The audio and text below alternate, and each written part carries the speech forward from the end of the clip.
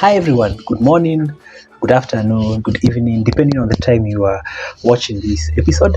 I am happy to be back here. I am happy to be able to share with you guys the first verse, the first chapter of the book of Esther.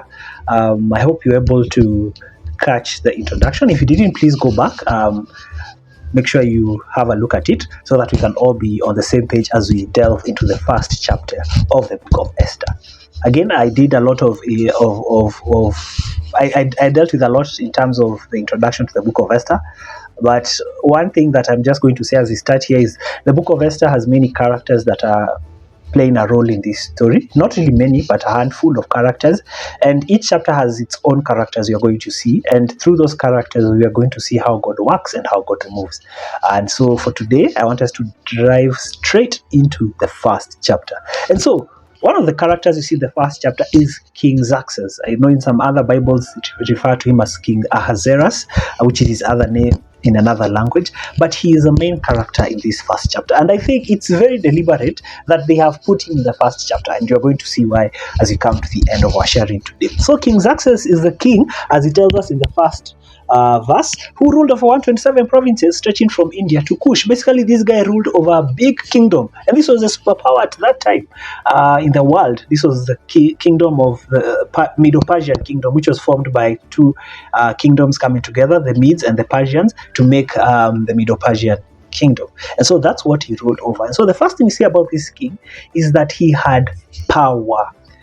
He had power. For you to rule over all those countries, for you to rule over all those provinces, for you to rule in a region that big with that many people, basically meant you had the power. And so this guy had power.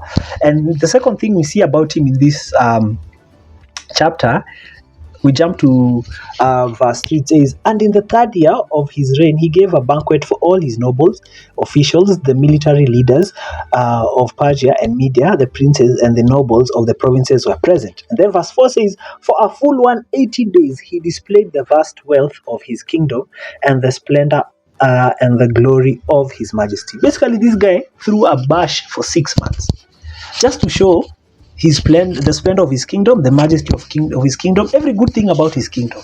It's as if today Ruto decides he's going to have Kenya be on a stop or just take a pause for 6 months. And what you're going to do for 6 months is just celebrate the splendor of Kenya. All the 47 counties, tuende tukisherekea, Mombasa County, Lamu County, Kwale County, all through celebrating. And so this king decided to do that. And basically this goes to show us that his kingdom was one which had a lot of prestigious things to look at. There was prestige in that kingdom. Again, and prestige in this kingdom is tied to the one who is in authority, rather, and that is the king. The third thing I want us to see, so we've seen this guy, there was power, this guy had power, he had prestige. And the third thing I want us to see is property. If you read from verse 5 all the way to verse 7, there's a lot you see in terms of the things that were there at the king's palace. If it were not wine that was served in goblets of gold, that is in verse 7. If you go to verse 6, it talks about the garden hangings of white blue linen, fastened with cords of white linen. As in, there was a lot of good things. And then verse 5 talks about he gave a banquet lasting 7 days in the enclosed garden of the king's palace for all people from the least to the greatest. Basically, this guy could fill everyone in that kingdom. It's like you say, State House today is open, there's going to be a bash, and everyone in Nairobi is going to is welcome to State House to eat. Basically, you just walk in, depending on the number of people you're told to eat, ingia kuna chakula.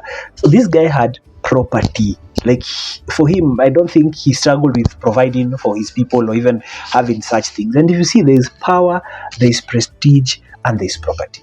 Very, very important things to notice about King Xerxes up to this point. And again, we've seen all he's able to do. We've seen all that he is planning for, but we haven't yet met any other character up to this point in time. But in verse 9, we come across his wife called Queen Vashti. And so we're told in verse 9, Queen Vashti also gave a banquet for the women and in the royal palace of King Xerxes. So basically on the side, she had a bash for the ladies. And then verse 10 says, "In the 7th day, when King Xerxes was in high spirits from wine, he commanded the 7 eunuchs who served him, Then their names are given there in verse 10. Then verse 11, it says, to bring before him Queen Vashti, wearing her royal crown, in order to display her beauty to the people and nobles, for she was lovely to look at. So up to this point, again, as I said earlier, this is the first point in time we are being introduced to another character, another independent character, and that is King Xerxes' wife, who was called Queen Vashti. And so at this point in time, as we are told in verse 10, King Xerxes is in high spirits. Basically, he was drunk. Again, there was wine. If you read that second part of verse 10, says, when King Xerxes was in high spirits from wine, basically he was drunk. And so when this guy became drunk, he goes and he calls his eunuchs, basically guys who used to help him, and tells them, bring my wife. Tell her to come here because she is lovely to look at. This is where the drama starts to unfold. Then verse 12 says, but when the attendants delivered the king's command, Queen Vashti refused to come. Then the king became furious and burned with anger. Now imagine this, guys. This king has displayed everything in his kingdom, everything, and is now towards the end of his bash, because he added another 7 days. We are told he added another 7 days in verse 5 rather, for guys to just finish. It's like bash akumalizia bash. And so at this point he called his wife to come and for him to show her off. And imagine, guys, this guy is the leader of the world superpower. He has everything at his disposal, everything you can imagine, quote unquote, in the world at his disposal, but then decides, for some reason, I want these guys to see my wife. Then verse 12 tells us this, but when the attendants delivered the king's command, Queen Vashti refused to come. Then the king became furious and burned with anger. So imagine, you are the leader of a superpower, you call your wife to come, she refuses. And why did she refuse? There are two reasons that are given historically. Again, these are not mentioned in the Bible, but historians have deduced some reasons as to why Queen Vashti would have refused to appear before the people. Number one, it says she could have been pregnant, heavily pregnant in that case, and could have felt uncomfortable to go in front of people in that state. So you can imagine you have a wife who is pregnant and you want to display her. Again, it was not a just display of huyu ni bibi yangu, huyu ndo ananichunga, but that display for, it's like you're displaying a trophy. It's like you're displaying something. In and of itself, it is not right at all.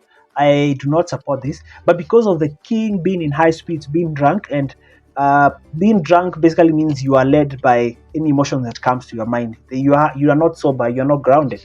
He calls for her to come. She refuses. Maybe she could have been pregnant. The second reason is the king may have wanted her to dress indecently so as to show her off, to show her beauty off.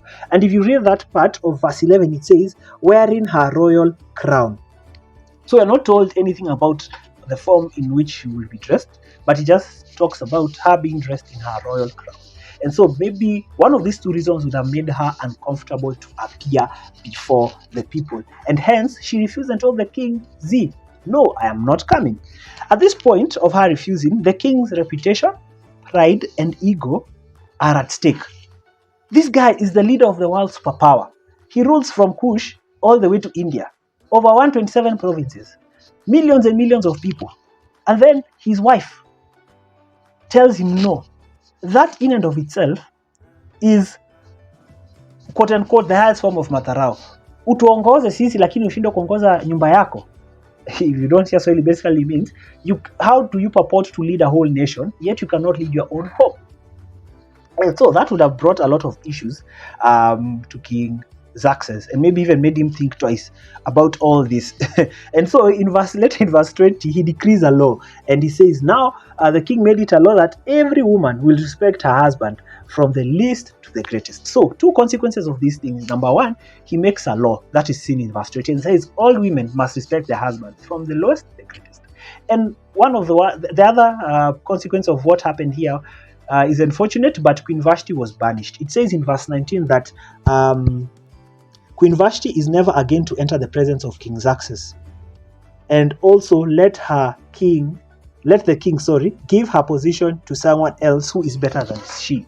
So because she refused, number one, there's a law that is passed through the whole kingdom that every woman is to obey and to respect her husband. And number two, she is banished, never again to be in the presence of a king. Very sad indeed, very sad story, because all she did was just protect her dignity, or just stand her ground and say she's not able to do that because of one reason or another. Again, the reasons are not substantiated in the Bible, but she refused to do so. And the king, in his anger, went ahead and made a law And number 2, also kicked her away. And this is a very important thing as we start the story of Esther, because we start the story of Esther seeing a very powerful man, a man with a lot of property, a man with a lot of prestige.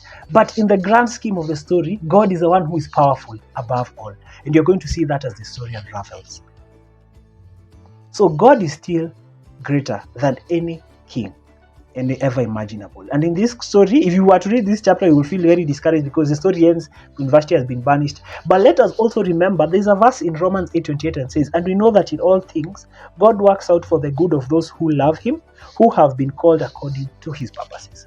I want us to draw attention back for us to understand that specific why I've used that specific verse that says in verse 19, the latter part of verse 19 says, also let the king give her royal position to someone else who is better than she. Basically, that verse, that small sentence is opening now a new whole dynamic to this story, as you're going later to see in verse 2 again. Chapter 2. Let me park it at that and not say too much before we jump into chapter 2. But what I want us to see from this is, number 1, is that in the good and in the bad, God is still God. God is still powerful. In this case, this whole chapter, the drama changes, and the drama occurs because there is a drunk king called King Xerxes who in his heart desires something, and because he desires something, it doesn't come to pass and changes things around. And you'll feel like God is not working in that. But I'm pretty sure even in our lives, sometimes when we do things that are not right, God is always working out to achieve his glory and his purposes. And so my encouragement to us is, if you're here and maybe you've gone through a difficult season, I pray that one time you look back and you'll see that God started working out his glory, working out his will in your life for you in that hard season, because there's nothing too difficult for God. In the good and the bad, he is still God. And number 2, I want us to see that there is no character that is too high for God to reach to. You can imagine that if this story ended here, you will just say, hey, King Xerxes had power, hey, King Xerxes had property, hey, King Xerxes had prestige. But no, God is still in charge 100%. I even feel like even at this point in time when this is happening in the family of King Xerxes, when he has to divorce his wife, because I'm pretty sure that had a lot of repercussions. If they had children, the children would be affected. Basically, his whole palace would be affected, because this is the wife you've been living with for a very long period of time and you do not have her anymore. But basically, there's no character that is too high for God not to reach. And I pray if you're here today and if you feel there's someone somewhere who has done something to you, they are not apologetic about it, they are not in any way remorseful, I pray that God will touch them, because no wall is too high for God not to go over. There's a song, I don't know why, but it's come to my mind, Reckless Love, talks about the same thing, yeah? And so that's my prayer for us today. So may you be blessed, and I pray that the peace of God will be upon you. Maybe if you're in a difficult situation, may his peace be upon you. May you remember that he is God of power in the good and in the bad. He is powerful. May you remember that there's nothing too difficult for God to do rather. So be blessed. See you in chapter 2. Thank you.